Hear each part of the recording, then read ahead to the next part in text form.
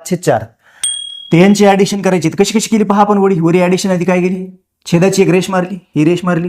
मग छेदातल्या संख्येचा गुणाकार आधी काय केलं, छेदातल्या संख्यांचा गुणाकार म्हणजे बी आणि वायचा गुणाकार. इथं कशा कशाचा गुणाकार, 3 आणि 4चा गुणाकार. झाला 3 आणि 4चा गुणाकार. मग पहिला तिरका गुणाकार हा केला ए आणि वाय. कोणता केला आधी, ए आणि वाय हा तिरका गुणाकार केला. तर मग इथं कोणता गुणाकार करावा, ए आणि वाय केला म्हणल्यावर आधी 2 आणि 4चा गुणाकार, 2 आणि 4चा गुणाकार.